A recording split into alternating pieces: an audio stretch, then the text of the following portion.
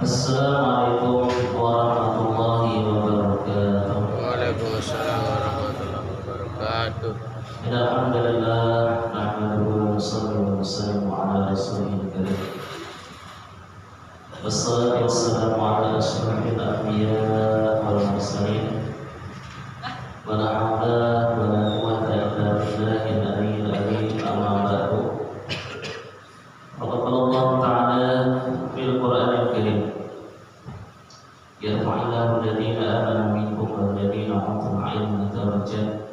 Qala nabiyuna Muhammad sallallahu alaihi wasallam, man salaka tariqan yaltamisu fihi ilman sahalallahu tariqan ilal jannah. Alhamdulillah, syukur kita kepada Allah Subhanahu wa taala. Pada pagi hari ini Allah Subhanahu wa taala masih memberikan kita nikmat untuk melaksanakan salat subuh dengan berjamaah, dilanjutkan dengan pengajian hadis Mukhtarul Hadis.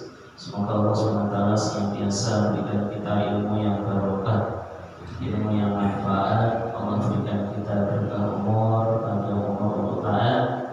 Amin. Semoga Allah berkahkan rezeki kita dan umur kita. Amin. Yang punya hutang semoga Allah melunasi hutang-hutangnya. Amin. Yang punya masalah semoga Allah selesaikan masalahnya. Dan semoga anak-anak kita menjadi anak-anak yang taat kepada Allah, jadi anak yang berbakti kepada kedua orang tuanya, sukses dunia akhiratnya. Amin ya rabbal alamin. Al-hadiyah wa likulli niyatin shalihah ila hadratin Nabi Mustafa Muhammad sallallahu alaihi wasallam wa azwajihi wa dzurriyyatihi wa ahli baiti ajma'in. Syukurul al-Fatihah. A'udzu billahi minasy syaithanir rajim. Bismillahirrahmanirrahim. Alhamdulillahi rabbil alamin. Arrahmanir rahim. Maliki yaumiddin. Iyyaka na'budu wa iyyaka nasta'in. Ihdinas siratal mustaqim. Shiratal ladzina an'amta 'alaihim ghairil maghdubi 'alaihim waladdallin. Amin. Bismillahirrahmanirrahim. Kita masuk hadis nomor 7, riwayat dari Ibnu Umar. Jadi Ibnu Umar ini adalah seorang sahabat. Nama aslinya adalah Abdullah bin Umar. Beliau adalah anaknya Umar bin Khattab. Karena nama Abdullah ini banyak, sehingga di kalangan sahabat ini jarang memakai nama Abdullah. Karena Abu Bakar ini juga punya anak namanya Abdullah bin Abu Bakar. Umar punya anak namanya Abdullah bin Umar. Amr bin As itu juga punya anak namanya Abdullah bin Amr bin As. Sehingga karena namanya sama, orang akan bingung untuk membedakannya. Sehingga untuk mempermudah saja disebut Ibnu Umar. Oh, berarti anaknya Umar. Ibnu Amr berarti anaknya Amr. Ibnu Abi Bakar berarti anaknya Abu Bakar. Nah, ini cara mudah. Nama yang sama tidak perlu dikasih huruf. Kalau kita kan kalau selamat A, selamat B, ada selamat C, ada selamat Z, banyak itu. Maka biar gampang ini kita panggil nama bapaknya, karena tidak mungkin satu bapak ngasih nama anaknya sama, ya. Insya Allah kalau bapaknya satu, ya anaknya ya namanya tidak sama, seperti itu. Jadi dipanggil nama orang tuanya, ya. Jadi kalau misal bapaknya namanya Ahmad, berarti dipanggil Ibnu Ahmad. Nah, ini riwayat dari Ibnu Umar, anak daripada Umar bin Khattab, seorang sahabat yang luar biasa. Bismillahirrahmanirrahim. Qala Rasulullah sallallahu alaihi wasallam. Rasulullah SAW bersabda, "Ibtagu ar-rif'ah indallah." Ibtagu, carilah, ar-rif'ah, kedudukan yang tinggi. Maknanya adalah alawil manzilah, kedudukan yang tinggi, indallahi, di sisi Allah. Maknanya carilah kedudukan yang tinggi di sisi Allah, ulama mengatakan ai fil jannah, maksudnya kita akan mendapatkan tempat yang tinggi derajatnya di dalam surga. Jadi ketika Nabi menyampaikan ittaqul rif'ah indallah, carilah tempat kedudukan yang tinggi di surga, maka sahabat bertanya, wa ma hiya ya Rasulullah? Apa itu tempat kedudukan yang tinggi di dalam surga? Bagaimana cara mencarinya? Maka Nabi menyampaikan 2 kalimat saja. Jadi Nabi ini sangat cerdas sekali, Pak. Termasuk cerdasnya Nabi, 2 kalimat ini mampu membentuk karakter manusia menjadi baik. Ini kalau Bapak disuruh ngasih nasihat orang itu dikasih waktu cuma 1 menit, kira-kira isinya berbobot apa tidak? Buat. Pak Ustaz, tolong berikan nasihat, tapi cuma semenit, bingung. Menitnya hajar, dia pergi. Ini semenit aja bingung, Pak, betapa kurangnya ilmu kita. Tapi Nabi ketika memberikan 2 kalimat saja, ini isinya kalau dijabarkan itu bisa berjam-jam. Apa? Bagaimana cara mendapatkan kedudukan yang tinggi di surga? Kata Nabi hanya memakai 2 kalimat saja. Pertama, tahlumu aman jahila alaika wa tu'ti man haramaka. Kamu berbuat santun, berlaku santun kepada orang yang melakukan kejahatan kepada kamu, dan kamu tetap memberi kepada orang yang gak pernah memberikan apapun kepada kamu. Nah, itu ada semenit ya, Pak? Nah, coba kalimatnya tak ulang. Kalimat pertama, kamu tetap santun kepada orang yang jahat sama kamu, dan kamu tetap memberi kepada orang yang tidak pernah memberi. Itu kan gak ada semenit, Pak. Semenit kan 60 detik. Ya, singkat sekali Nabi memberikan nasihat. Tapi kalimat ini, Pak, kalau Bapak amalin, itu Bapak dipastikan mendapatkan kedudukan tinggi di surga. Cuma yang jadi pertanyaan, 2 kalimatnya singkat, tapi ngamalinnya berat. Berat, Pak, berat sekali. Pertanyaannya, kira-kira Nabi sudah amalin apa belum? Sudah. Yang pertama kata Nabi, kamu tetap berlaku santun. Kalau bahasa Arabnya itu halim. Tahlum itu bermakna halim. Apa itu tahlum? Halim adalah al-waqar wa adamil ghadab inda hijalil ghadab. Jadi yang namanya sifat santun itu, Pak, tetap berwibawa dan mampu menahan emosi ketika marah. Bapak lagi naik motor, ditabrak dari belakang, mental motornya. Bapak jatuh, darah di mukanya. Terus yang nabrak tadi nyamperin Bapak, Mas, maafin ya. Terus Bapak bilang, ya udah, nggak apa-apa. Berani nggak Pak kayak gitu, Pak? Atas tuburannya. Bisa nggak Pak kayak gitu, Pak? Itu abrak mental, ya. Terus yang nabrak itu ngomong, Mas, maafin ya. Ya udah, nggak apa-apa. Itu namanya sifat halim. Nabi itu sering seperti itu. Lagi jalan santai, dilempar kayak onta. Itu Nabi nggak marah. Kita yang cuma jawab saja. Bismillah, Nabi doa, ya Allah, ampuni kaumku, mereka nggak tahu. Itu Nabi. Kalau Bapak lagi jalan diludahin orang gimana? Ini yang dulu itu ada kisah nyata, Pak. Ada kisah nyata, ada seorang kiai itu mendapatkan apa yang didapatkan Rasulullah. Jadi ada kiai, dia itu ikut usaha dakwah, datang ke satu kampung, yang satu kampung itu nggak kenal sama dia. Artinya kampung ini nggak tahu kalau dia karena dia ikut usaha dakwah yang jamaah tabligh itu kan dor-dor, Pak, dari pintu kampungnya dihormati, kalau di kampungnya setiap orang cium tangan. Ini ikut usaha dakwah, masuk ke kampung orang yang dia nggak tahu kalau itu kiai. Baru ketok pintu, yang punya pintu Pak dibuka pintunya, diludahi kiainya, pas di mukanya kiai itu. Habis diludahi kiainya nangis, nangis. Ketika ditanya sama teman-temannya, Pak Kiai nangis kenapa? Dia tak pukulin orang yang meludahi. Jangan. Kata Kiai, kenapa? Saya nangis itu karena ingat Rasulullah. Rasulullah itu diludahi bukan cuma sekali, berkali-kali, berhari-hari, bertahun-tahun. Tapi Nabi itu gak marah. Ya Allah, ini saya kok sakit banget dari saya nih.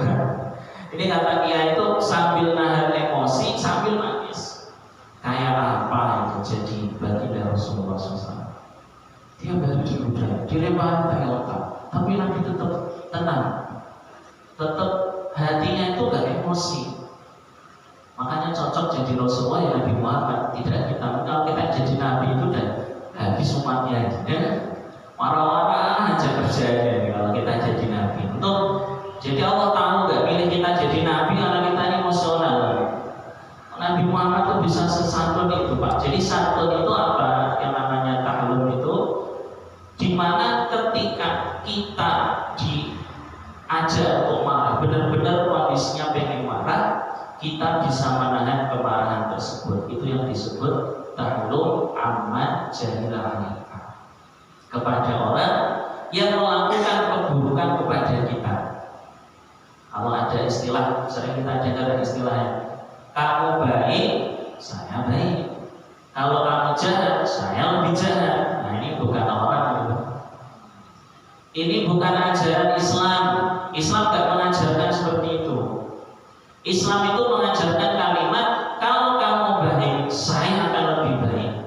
Jika kamu jahat kepada saya akan tetap memaafkan kamu. Lain.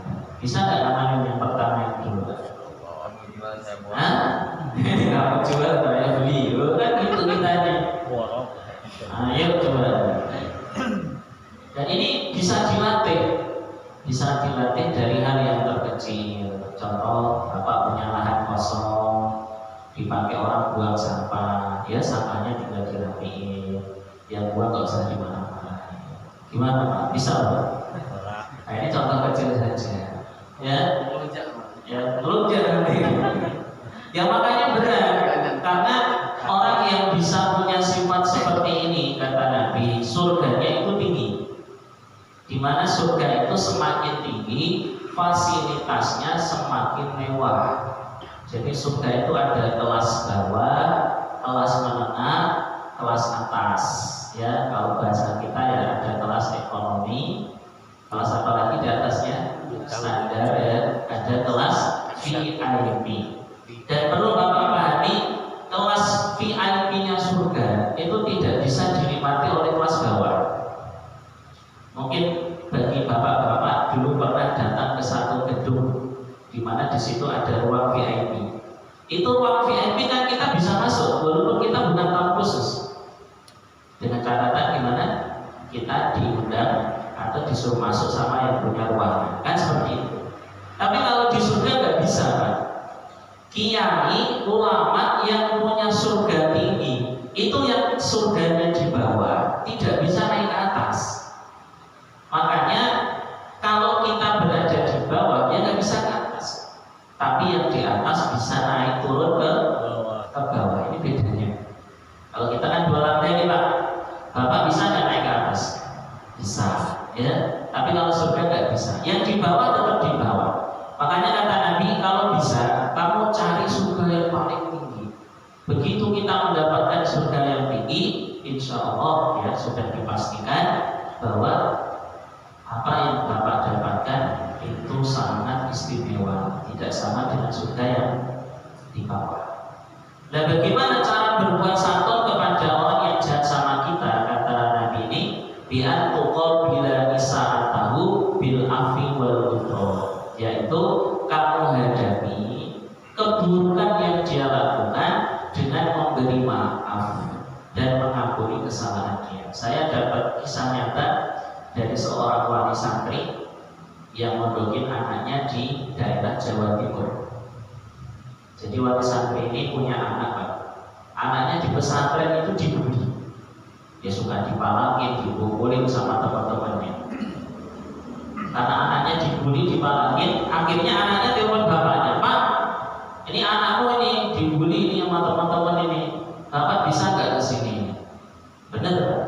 Bapaknya jauh-jauh dari Jakarta mampir ke Jawa Timur. Ini kalau bapak jadi wali santri punya anak digituin marah apa tidak? Marah lah. Marah kan? Normal banget. Nah ini yang dipikirin anaknya juga sama. Wih, bapakku datang nih, habis kalian. Kan ini ya? Begitu bapaknya datang, ini anak senang banget. Karena dipikir itu teman-temannya yang suka ngebully pasti dimarahin, pasti diomelin dan sebagainya. Akhirnya bapaknya bilang, "Teman-teman kamu yang ngebully mana? Coba suruh sini." Dipanggil semua. Habis dipanggil, bapaknya bilang, "Kalian semua udah makan belum?" "Belum, Pak." "Ya udah, ayo makan." Diajak makan. Ini anaknya mulai bingung, ini yang bully saya malah diajak makan. Habis diajak makan kenyang, per orang dikasih duit. Zaman dulu 50 gede. 50. Habis itu bapaknya bilang, "Nah, ini saya titip anak saya. Tolong dirawat ya. Tolong disayang, ini santri adik-adikmu juga." Nah, setelah kejadian itu anaknya cerita, "Pak, saya nggak pernah dibully lagi." Paham nggak kalimat ini, Pak? Iya. Jadi ternyata untuk menghentikan satu perbuatan jahat itu bukan dengan melakukan kejahatan yang sama. Karena ketika ada bentuk kejahatan, kita balas dengan kejahatan, maka akan timbul kejahatan yang lain. Contoh mudah, Bapak punya motor, ditabrak, pecah spionnya, terus Bapak balas pecahin lampu. Nanti ada nggak yang pecah lagi di motor Bapak? Ada yang kira-kira? Bapak pecahin lampunya, dia nggak terima. Lampu motor Bapak pecah juga, Bapak nggak terima, rodanya dicopot. Ini copot habis semua. Begitu rumah. Yang satu lempar jendela, yang punya jendela nggak terima, rumah yang dilempar juga, habis semuanya lama-lama kebakar dua-duanya itu. Karena kejahatan dibalas dengan kejahatan. Makanya kalau ada orang jahat sama kita, Pak, udah diemin saja. Itu lama-lama juga berhenti kok. Orang jahat itu kalau tidak direspon, maka dia tidak akan melakukan kejahatan kedua. Betul, Pak? Betul. Kayak Bapak diejek, diem aja, nanti lama-lama capek. Dulu waktu saya pertama kali mondok itu, pulang-pulang saya itu melihara jenggot kayak gitu. Jadi saya mondok, pulang jenggotan. Ini teman-teman Pak, bahasa kita teman sekolah SMP itu ngomong, "Oh, kamu kayak kudus, mosok cangkem jenggotan." Kan? Jadi setiap datang itu dibilang kambing udus. Wedus lah apalah bahasanya seperti itu. Cuma kita nggak marah, tak biarin aja, tak diemin aja. Lama-lama bosan. Lama-lama bosan ya, soal itu bahasanya gitu. Diajak diem aja, ini kan bosan sendiri. Makanya kalau Bapak punya Facebook, punya Instagram apapun, di situ yang ada komen dari netizen yang tidak asik, nggak usah dibalas. Dengan tidak membalas komenan itu, kita sudah menghentikan dia untuk berkomen yang lain. Betul nggak, Pak? Betul. Ya, kayak Bapak punya istri lah. Itu kalau marah, Bapak timpalin marah, kira-kira berhenti nggak komennya? Wah, terus. Komennya berhenti nggak, Pak? Istri marah-marah, Bapak marah juga, tambah marah lagi, ubah. Awalnya marah-marah, lama-lama gelas keluar itu. Gelas, piring, semuanya. Coba kalau istrinya marah-marah, Bapak diamin aja, dengerin. Sarung. Ya? Tapi kalau istrinya capek, gimana Bu? Udah capek? Ya Mas, aku udah capek. Ya udah istri. Enak. Aduh. Ternyata seperti itu caranya kata Nabi. Jadi kata Nabi, tahlumu aman jahilika. Kalau kamu ingin mendapatkan surga yang tinggi, ya kamu berlaku berlaku santun, berbuat santun kepada orang yang jahat kepada kamu. Jadi nggak usah dibalas, kita udah capek. Membalas kejahatan dengan kejahatan itu nggak ada habisnya. Maka ada istilah balas dendam itu hanya akan membuat kejahatan yang baru di masa depan. Ya, bapaknya dibunuh, anaknya nggak terima, anaknya dibunuh, anaknya anak nggak terima, itu sampai berapa keturunan itu bakal bunuh-bunuhan. Betul. Kenapa? Karena tidak ada yang berhenti, tidak ada yang stop. Ya, tawuran juga gitu. Tawuran itu kan terjadi karena yang dijahati tidak terima dengan kejahatan itu, sehingga mereka saling balas membalas. Akhirnya terjadi tawuran. Kalau udah hidup ini jangan cari gara-gara kepada kalian. Ya, kalau ada yang jahat dihimbing saja. Biar Allah nanti yang mengatasinya, Pak. Jadi kiai-kiai, ulama-ulama itu lebih memilih diam, bukan karena tidak berani, tapi memang ingin mendapatkan derajat yang tinggi di surga. Yang kedua, orang itu kalau dijahati dia tidak membalas, nanti Allah sendiri yang turun tangan. Jadi lebih serem ini Mas sebenarnya. Ya, dijahati diam, nanti Allah sendiri yang turun tangan. Seperti yang didapati oleh baginda Nabi Muhammad Sallallahu Alaihi Wasallam. Ini kalimat pertama. Kalimat kedua kata Nabi, wa tu'ti man haramaka. Kamu tetap memberi kepada orang yang nggak pernah memberi apapun kepada kamu. Mungkin Bapak lebih gampang kalau memberikan kebaikan kepada orang yang baik sama kita. Betul Pak? Kita dikasih makanan, ya udah sebagai imbal jasa balikin makanan. Kalau di Jawa ada istilah tukaran sayur ya. Di mangkok diisi sayur, nanti balikin ya diisi yang lain. Itu kayak gitu. Itu namanya kalau di dalam kitab disebut dengan ikramul muhsinin. Apa ikramul muhsinin? Memberikan balasan yang baik kepada orang yang baik sama kita. Jadi kalau dia baik ya kita baik. Kalau dalam surat Ar-Rahman ada kalimat hal jazaa'ul ihsan illal ihsan. Kebaikan itu akan mendapatkan kebaikan yang sama. Cuma di sini agak berat ini Pak. Beratnya apa? Kita tetap disuruh memberi kepada orang yang nggak pernah mau memberi kepada kita. Bahasa mudahnya kalau istilah kondangan itu gini. Setiap dia acara nikahan, khitanan, apalagi selamatan, Bapak datang terus, nyumbang terus. Giliran Bapak bikin acara, dia nggak datang. Besok dia bikin acara, Bapak datang apa enggak? Ayo nih Pak. Kayaknya secara akal manusia enggak Pak. Enggak, secara akal kan. Nah, kata Nabi Gemes. ya. Secara akal kan kita nggak mau lah enak aja. Orang tiap sekali kita datang Bapak terus juga kita bikin acara dia nggak datang. Awas ya nanti kalau acara lagi nggak datang saya. Ini kita. Tapi kalau Nabi nggak gitu. Nabi itu akan tetap datang dan datang dan datang walaupun dia nggak pernah memberikan kebaikan kepada kita. Ini hebat. Ini luar biasa ini. Gimana nggak tinggi surganya? Wong dua amalan ini berat semua kok. Ya. Yang pertama ya berat, yang kedua juga berat. Apalagi Bapak yang biasa nyumbangnya gede, disumbang 300, orangnya malah nggak balik. Wah, repot. Ini banyak itu dulu curhatan dari jamaah saya, Ustaz. Di kampung saya ini ada yang nakal, Ustaz. Nakal gimana? Nah, kalau acara itu undang-undang, giliran kita acara nggak pernah datang. Itu kalau orang kampung bilangnya orang nakal, loh. Nakal itu bahasanya cupang gitu, ya.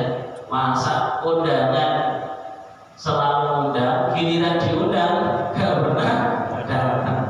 Godok nggak ada ya, Pak? Sebel nggak kira-kira? Sebel. Nah, akhirnya Bapak mikir, awas ya, nanti kalau dia undangan nggak datang.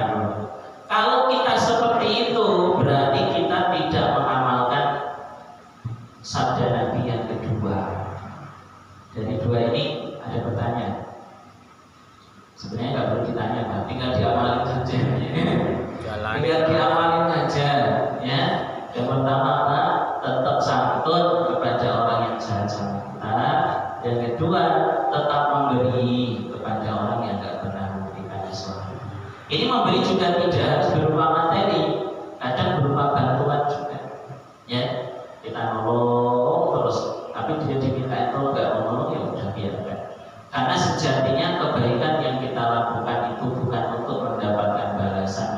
manusia, tapi balasannya dari Allah Subhanahu wa Ta'ala. Insya Allah kalau Allah yang balas, Pak, nominalnya lebih gede ya dibandingkan yang dikasih oleh manusia. Bapak boleh lihat ustaz-ustaz yang di kampung, Pak.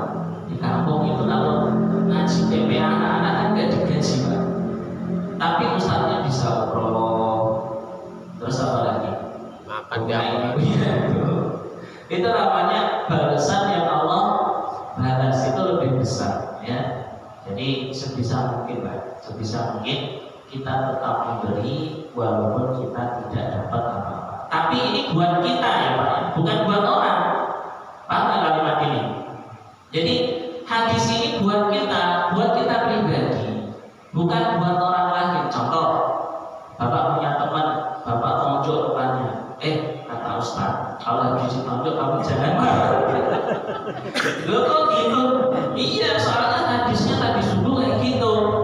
Loh, bukan buat orang, buat kita. Jadi kadang ini orang itu salah menerapkan hadis itu gitu, Pak. Contoh mudahnya gini, ada hadis-hadis yang sebenarnya untuk orang miskin, bukan orang kaya. Apa hadisnya? Jangan minta-minta. Itu kan hadisnya buat orang miskin, Pak.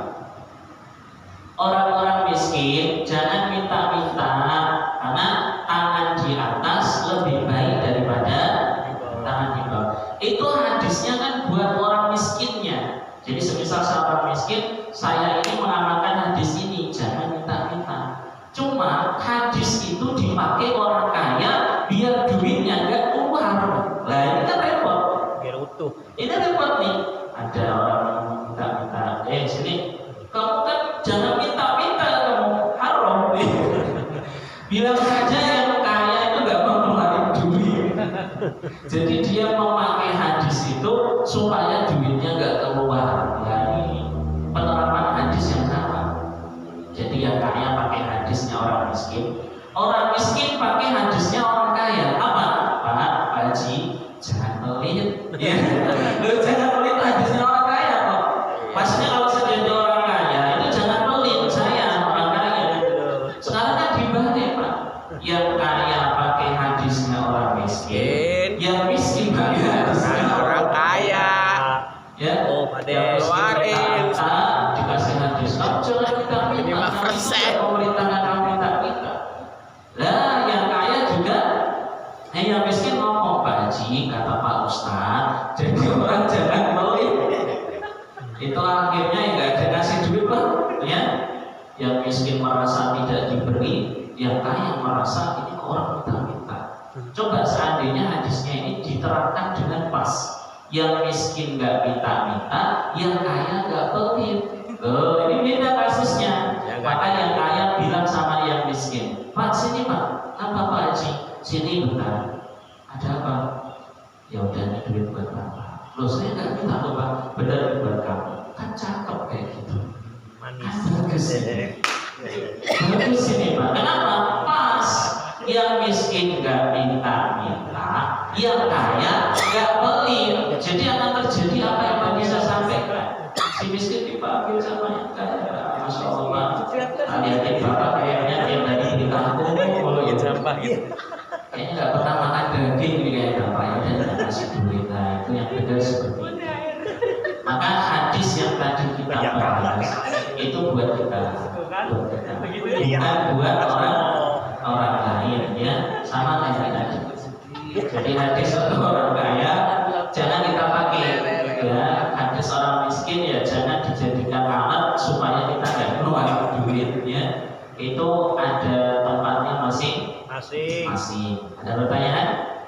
Sebelum lanjut hadis ke-8 dari hadis tadi riwayat Ibnu Umar. Boleh kita masuk hadis ke-8 riwayat dari Aisyah radhiyallahu anha. Jadi Aisyah ini adalah istri baginda Nabi Muhammad Sallallahu Alaihi Wasallam. Ini tak ceritain Aisyah dulu Pak, biar kita ini kenal nama-nama sahabiah. Hari ini kan kita terlalu sering dengerin ceritanya artis gitu, sehingga di telinga kita ini kenalnya ya Mbak Emon, terus Raffi Ahmad. sahabat. Kita ini jarang mendengar nama-nama sahabat. Paling kalau ditanya sahabat, paling tahunya Abu Bakar, Umar, Utsman, Ali. Wis mentok deh. Tahunya paling Bilal. Dulu saya pernah ngetes santri saya, tes. Coba sebutkan 10 nama sahabat. Itu mentok cuma 5. Abu Bakar, Umar, Utsman, Ali, Bilal. Siapa lagi Ustaz? Bingung dia. Tapi disuruh nyebutin 10 nama pemain bola. Lancarnya. Ayo sebutin 10 pemain bola. Pak Ustaz, lancar banget. Ini kan namanya apa ya? Bahasa kita itu manusia atau kita-kita zaman sekarang, Pak. Ini karena terlalu sering memasukkan nama-nama orang yang kita anggap penting, padahal sebenarnya enggak penting. Betul nggak, Pak? Kita ini sedang disuguhkan dengan berita-berita yang mungkin kita anggap penting, tapi sebenarnya nggak penting. Karena kalau nggak mengenal mereka pun nggak apa-apa, nggak masalah. Tapi sebenarnya kita harus mengenal nama kiai, nama ulama, nama sahabat, nama tabiin. Kita harus kenal. Maka di sini ini kita akan sampaikan dulu siapa tuh Aisyah. Aisyah itu Ummul Mukminin. Ummul Mukminin kalau dalam bahasa Arab itu ibunya orang-orang beriman. Ya, jadi istri Nabi itu nggak boleh nikah lagi setelah Nabi meninggal. Khusus untuk istri Nabi.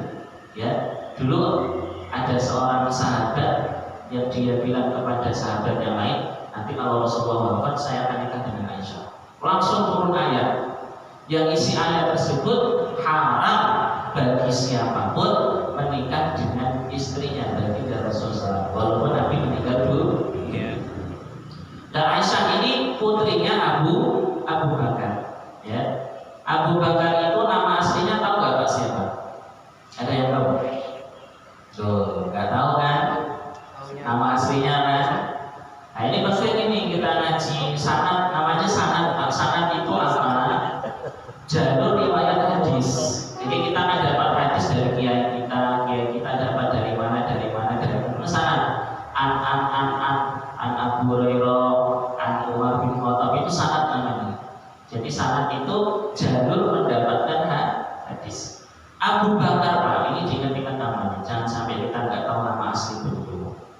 Abu Bakar itu nama aslinya Abdullah bin Abi Quhafah. Nama aslinya siapa? Abdullah bin Abi Quhafah. Berarti nama bapaknya Abu Bakar adalah Quhafah. Namanya siapa? Quhafah. Jadi ingat Pak ya. Jadi Abu Bakar itu bukan nama asli. Itu nama kunyah, panggilan. Karena dia punya anak namanya Bakar, disebut Abu Bakar. Kalau bapak punya anak namanya Tole, berarti disebut Abu Tole. Kalau anak namanya Yusuf berarti Abu Yusuf. Seperti itu benar. Nah, terus nama aslinya Abdullah bin Abi Quhafah. Jadi Abu Bakar menikahkan Aisyah putrinya dengan Nabi itu di kota Mekah. Saat itu Aisyah umurnya adalah 6 tahun. Bintu Siti Sinin, anak yang berumur 6 tahun. Tapi 6 tahun orang Arab loh. Ini jangan disamakan dengan 6 tahun orang Indonesia. Beda fisik. Dulu saya pernah ketemu orang Mesir. Badannya besar tinggi gede. Tapi umurnya itu 30-40 Pak. Ketika saya tanya, kamu umur kata dia Sidat Rasul 16 sudah tua kayak gini. Dan ternyata betul. Orang Arab itu orang bongsor-bongsor Pak. Gede-gede badannya. Makannya daging. Bapak kalau lagi umroh kan lihat orang Arab. Orang Arab kalau makan ini kambing 1 ekor dimakan sendiri Pak. Bapak gimana? Seekor sendiri habis. Wah, panas. Seekor sendiri Pak. Panas. Punya kepalanya, makannya digulung. Kalau di sana kan dibakar, jadi nggak bikin kolesterolnya tinggi. Ya, itu orang Arab kan makannya besar, maka badannya gede-gede. Jadi Pak Kiai saya itu sering menyampaikan 6 tahunnya Aisyah itu jangan diartikan 6 tahunnya anak-anak kita. Kalau 6 tahun anak kita kan baru kelas berapa? Di sekolah ya. Tahu. Ya kan lucu masa Nabi nikah sama tahun kan nggak mungkin kan. Terlihatnya kan aneh. 6 tahun itu udah lumayan kalau bahasa kita ini postur tubuhnya itu udah kayak anak SMP. Nabi nikah dengan Aisyah itu umur 6 tahun setelah Nabi menikah dengan Saudah. Artinya Aisyah itu istri ketiga. Loh, baru tahu kan? Aisyah itu istri ketiga. Istri pertama Khadijatul Kubra, Khadijah binti Khuwailid. Istri keduanya siapa? Gak tahu kan? Coba istrinya Raffi Ahmad siapa? Belum tahu. Ini kan yang saya akan sampaikan ke santri kita. Ya Allah, ini orang nama-nama artis, istri ini siapa, anaknya siapa? Tahu. Istri Nabi nggak tahu loh ya. Istri Nabi yang kedua itu namanya Saudah. Saudah bin Zam'ah. Jadi setelah Khadijah meninggal, Nabi itu sebenarnya nggak pengen nikah lagi. Karena Nabi tidak menemukan sosok perempuan yang seperti Khadijah. Yang dulu pernah saya sampaikan, Khadijah itu nikah sama Nabi kan usia 40. Nabi itu usia 25. Nah, setelah Nabi usia 50 tahun, Khadijah kan meninggal. Berarti rumah tangga dengan Nabi berapa tahun? 25 tahun. 25 tahun Nabi nikah dengan Khadijah, Pak. Itu Khadijah nggak pernah cemberut. Coba bapak yang punya istri, pernah nggak lihat istrinya perempuan? Sering Nggak tahu, banyak kan? bagi. Ya. Itu Nabi itu setelah Khadijah wafat, itu nggak ada niatan pengen nikah lagi, karena Biasa. Rasulullah itu cinta pertama dan memang tidak bisa terlupakan itu Khadijah. Cuma ini Nabi, Pak. Nabi itu menjalankan semuanya atas dasar perintah Allah. Sama Allah nggak boleh Nabi jomblo itu nggak boleh single kan? Karena di dalam kitab yang saya baca ada kitab namanya Ihya Ulumuddin. Laki-laki single itu setelah istrinya meninggal dia duda, itu hukumnya makruh. Khusus untuk laki-laki. Jadi laki-laki makruh duda. Kenapa laki-laki makruh duda? Karena laki-laki itu tidak seperti perempuan, di mana laki-laki harus tetap mengeluarkan sesuatu yang kalau tidak dikeluarkan jadi penyakit. Dan yang bisa mengatasi itu cuma istrinya saja. Makanya kalau ada bapak-bapak duda pengen nikah, kok anaknya menghalang-halangi, maka hukum menghalang-halangi bapak nikah lagi itu haram, karena bapaknya nggak punya istri. Terus kata anaknya, Pak, nanti soal masak aku yang masakin, pakaian aku yang nyuciin. Iya, semuanya bisa kamu lakukan kecuali satu, namanya tidur. Gak bisa toh, Pak. Siapa aja Pak ya bapak mikir dulu. Masak bisa loh. Masak sekarang gampang tinggal beli. Cuci tinggal laundry. Ya, angkat galon semuanya ada tukang air. Ya kan gitu. Semuanya mudah. Tapi kan satu hal yang nggak bisa dilakukan anak apa? Itu nggak bisa, Pak. Makanya laki-laki itu tetap harus nikah lagi kalau istrinya meninggal. Ya, harus nikah lagi untuk menjaga diri tetap sehat. Jadi kalau kedokteran mengatakan kalau laki-laki Stres. tidak bisa mengeluarkan ibunya, itu bisa menambah penyakit yang lebih mengerikan, termasuk prostat yang lebih susah, terus badan jadi cepat lemas, cepat tua. Itu gara-gara itu. Makanya ya ini pesan saja ya. Jadi kalau yang sudah punya istri ya, nikah lagi. Saya punya jamaah yang seumuran Pak Warna juga. Ini mau nikah ada di sawah, ya. Alhamdulillah, ya. Jadi tetap laki-laki beda. Kalau perempuan itu sunahnya nggak nikah lagi. Kenapa beda? Karena perempuan ibarat ladang, laki-laki benih. Bapak tahu benih kan? Benih itu kalau nggak ditanam lama-lama ngapain benihnya? Busuk. Jamuran. Rusak. Kalau sudah jamuran rusak. Tapi kalau tanah kan aman, tanah kan kalau dikasih ya membuang kan. Kalau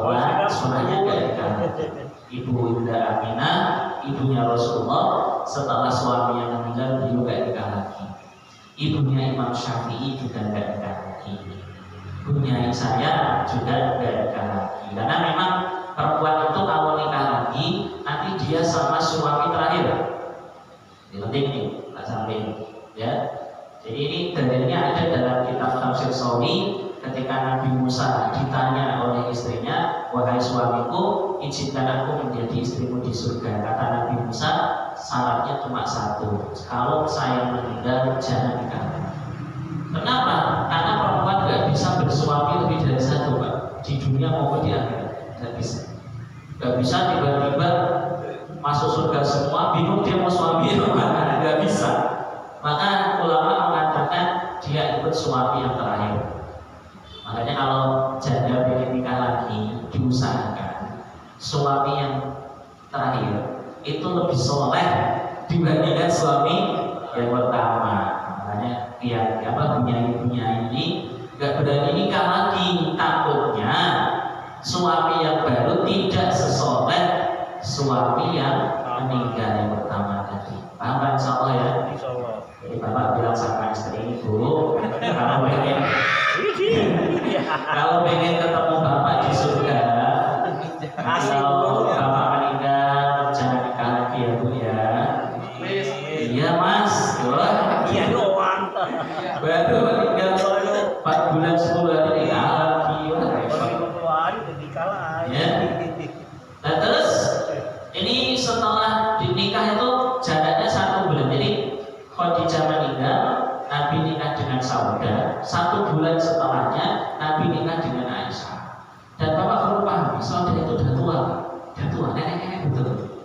Semua istri Nabi itu cantik, kecuali Saudah bin Zam'ah. Saudah itu sudah tua, anaknya banyak. Coba bapak bayangin, Nabi punya istri cantik Khadijah, cantik meninggal, sama Allah suruh nikah sama Saudah, nggak cantik, nenek anaknya banyak. Itu kalau bapak jadi Nabi pasti komplain. Ya Allah, gini apa? Masa habis Khadijah mau saya dapat Saudah? Ini kalau kita jadi Nabi mungkin udah komplain, udah demo sama Allah, udah marah gitu. Tapi Nabi enggak, Nabi tetap sadar. Suruh nikah sama Saudah, Nabi nikah. Bahkan Nabi walaupun nikah dengan Saudah nenek-nenek, Nabi tetap romantis. Mungkin apa nggak bisa lakukan ini. Ketika Saudah sedang bikin kue dari tepung biasa, sana kan makanannya gandum. Nabi datang, lihat istrinya yaitu Saudah lagi bikin tepung, diambil tepungnya, dicolek di mukanya Saudah. Manis. Wah ini awalnya nenek Nabi tetap romantis. Gimana kalau bapak nikah sama nenek umur 70 gitu kan ya, terus apa keluar kerja ya kayak neneknya lagi ngajarin gorengan, colekin manis. Itu mungkin berat itu kalau kita. Ini Nabi enggak. Tapi dengan kesabaran Rasulullah, alhamdulillah, setelah 1 bulan Nabi dikasih hadiah sama Allah, nikah dengan gadis putrinya Abu Bakar yang saat itu dinikahi dalam usia 6 tahun. Terus waktu dan hijrah bisa sinin watakala dia sawal musarifah min badri sanat kasidan minal hijrah wahia bintu titik suas mesin. Jadi walaupun dinikahi umur 6 tahun Pak, tapi Nabi baru 1 rumah itu setelah Aisyah umur 9 tahun usia balik. Jadi bukan 6 tahun 1 rumah, itu gak benar. Jadi dinikahinya umur 6 tahun, tapi apa? 1 rumah itu umur 9 tahun, tepatnya pada tahun kedua Hijriah. Jadi nikahnya tahun 10 kenabian. 10 kenabian berarti Nabi masih posisi di Mekah. Begitu Nabi hijrah ke Madinah, Aisyah umur berapa? 9 tahun, baru Nabi 1 rumah dengan Aisyah. Dan Aisyah itu meninggal usia 18 tahun. Bukan. Nabi meninggal itu Aisyah usia 18 tahun. Jadi Nabi pas meninggal, Nabi wafat umur 63. Aisyah saat itu umur 18. Dan Aisyah itu umurnya cuma sampai 40 tahun saja. Paham? 4 tahun, 40 tahun. ini apa yang disampaikan tentang ceritanya siapa? Aisyah. Ini kan jarang-jarang ngaji kayak gitu. Jarang bahas tentang sahabiah, bahas tentang sahabat. Kita kan biasanya bahasnya tentang hadis, terus sekali-kali kita bahas tentang ceritanya sahabiah. Tapi udah jam berapa? Gimana? Masih lanjut? Atau satu hadis saja, satu hadis saja. Kalau Rasulullah abghadul ibad ilallah, hamba-hamba Allah yang paling dibenci oleh Allah. Ini abghadul ibad.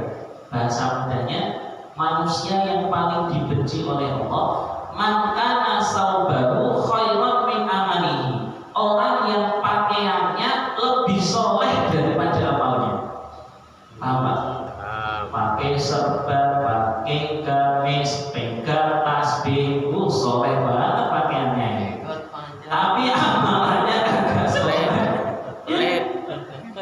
Maknanya man kana mutasabbihan bisolihin doiron walaysa minhu, orangnya itu hanya profilnya saja. Betul. Ya, bajunya orang soleh, tapi perilakunya ahli maksiat. Ini kamu benci banget ini, Pak. Makanya termasuk Gus Bahar itu, Pak, nggak mau menampakkan dirinya seperti seorang kiai. Bapak boleh lihat, pakai kemeja putih, pakai apa? Peci menceng betul. Itu sederhana sekali. Bahkan kalau beliau jalan dipikir orang biasa. Dan kiai saya pun juga kayak gitu. Jadi kiai kita ini, Pak, itu kalau jalan itu dipikir bukan kiai. Jadi perilaku apa? Oh, penampilannya nggak mirip orang soleh, tapi wongnya soleh beneran. Wah, ini Allah senang nih. Allah itu nggak senang sama orang yang penampilannya soleh banget, tapi perilakunya agak seperti pakaiannya. Makanya bahasa kita kan gini, Pak. Ada orang mengatakan, Ustaz katanya kan kalau pakaiannya soleh, insya Allah orangnya soleh. Ya bagus kalau punya niat seperti itu. Tapi Bapak boleh lihat, sekarang saya akan kasih contoh, Pak. Kira-kira nih, Pak, kalau ada orang pakai serban, pakai gamis, kemudian dia nyawer biduan, sama orang pakai kaos obrol, celana lepis, nyawer biduan, Bapak lebih marah yang mana? Jujur, nanti kita pakai logika kita aja. Yang lepis Dia pakai serban, ya pakai gamis putih, itu kan ada ininya juga di pundak, ada biduan. Ayo Pak, joget, gitu. Nyawer biduan, pakai baju seperti itu. Yang satu pakai kaos obrol, celana lepis, nyawer. Bapak lebih marah yang mana? Boleh kaos oblong lah. Bapak pasti marah yang pakai baju gamis. Kenapa? Enggak maksudnya yang baju gamis tuh kalau ini kelakuannya Islam. makanya kan viral. maksudnya lebih pantasnya yang nyawer yang pakai kaos oblong itu loh. Dalam secara pandangan kita saja, Pak, kita kan nggak senang toh. Allah juga sama. Kita juga senang, Pak. Ada orang pakai gamis, ya. Apa itu nyawer biduan yang benar aja, Pak. Kalau mau nyawer gamisnya dicopot, loh, Mas. Nah gitu, Pak. Nggak sempat ya. Ini kan repot. Ternyata kebencian kita ini cocok dengan hadis ini. Ini baru dengar kan hadisnya ya? Nah ini makanya penting ngaji kitab Mukhtarul Hadis. Kenapa saya pilih kitab ini? Karena hadisnya itu luar biasa, Pak. Jadi hadis-hadis yang kita jarang dengar gitu loh.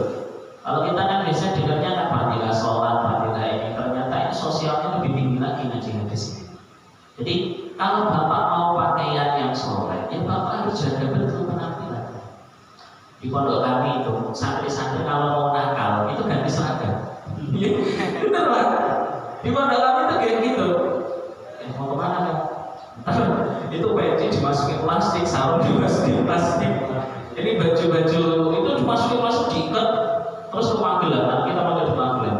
Nonton konser, nonton konser. Tapi betul itu, betul. Coba kalau santri pakai peci, pakai sarung, terus nonton konser kan nanti viral. Betul ya, dulu HP nggak terlalu nggak terlalu banyak. Kalau yang sekarang pasti sudah masuk apa itu FYP, ya udah sangat viral sekali. Ini santri mana nih? Ya nonton konser. Makanya santrinya mungkin sudah ngaji kali. Mungkin santri udah ngaji ini kalau maksiat itu jangan menggunakan atributnya orang soleh. Jangan. Kenapa?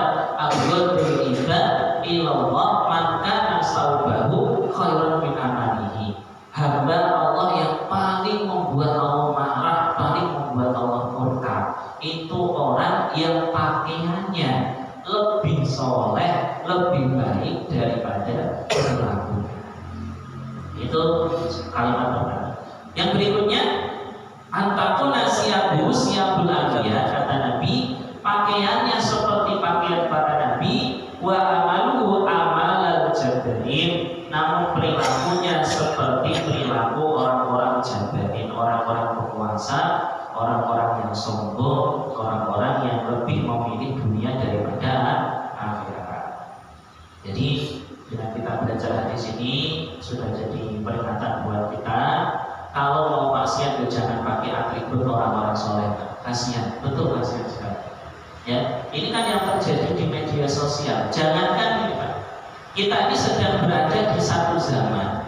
Kalau ada kiai jadi orang baik, itu nggak viral. Kiai ngajar nggak viral, kiai naik haji nggak viral. Tapi kalau kiainya paling janda, viral banget. Mantap. Ini kita memang lagi di zaman itu, di mana orang itu ingin menunggu-nunggu kejelekan orang-orang yang disebut ustaz, kejelekan orang-orang yang disebut kiai. Makanya hadis ini masalah kepada kita, kalau mau maksiat jangan menggunakan atribut orang-orang soleh, ya. Jangan pakai gadis, jangan pakai itu. Ini baju hanya untuk yang baik-baik saja, buat sholat, buat pengajian, buat acara-acara yang terhormat. Kalau yang sifatnya buruk, ganti kostum aja, ganti kostum. Ya, bukan kita munafik di sini, bukan. Tapi memang bukan hanya mencoreng nama buruk kita, ya, tapi juga mencoreng nama buruk-buruk yang lain, gitu. Jadi yang lakuin satu orang, semuanya jadi kena. Contoh, gara-gara ada orang pakai gamis, dia nakal, ngurusin janda mulu, akhirnya setiap ketemu yang gamis, ini masih sama ya. Ini kelakuannya masih kayak gitu tuh. Nah ini kan repot seperti itu Pak. Jangan. Jadi kita tetap jaga atribut muslim kita, yaitu dengan tidak menggunakan pakaian yang sangat dianggap sebagai pakaiannya para nabi. Kalau yang kiai besar di Jawa itu jangan berani pakai serban. Bukan karena serban itu nggak sunat, pakai serban sunat. Mereka takut kalau amalnya tidak seperti pakaian. Ternyata ini hadisnya sudah ketemu, alhamdulillah. Pakai apa sih, nggak mau pakai gamis, nggak pakai serban? Wah, aku kayaknya belum mampu lagi, belum bisa, berat gitu ya. Jadi tak pakai pakaian biasa saja, biar orang itu ya ngaku saya orang biasa. Banyak kiai seperti itu, karena takut masuk kategori hadis ini, yaitu orang yang paling dibenci oleh Allah adalah orang yang pakaiannya lebih soleh daripada perilakunya. Semoga kita terhindar dari hadis ini, amin. Semoga kita juga pakaiannya soleh, orangnya juga soleh, amin ya rabbal alamin. Subhanallah, asyhadu an la ilaha illa anta, astaghfiruka wa atubu ilaik. Assalamualaikum warahmatullahi wabarakatuh. Waalaikumsalam warahmatullahi wabarakatuh.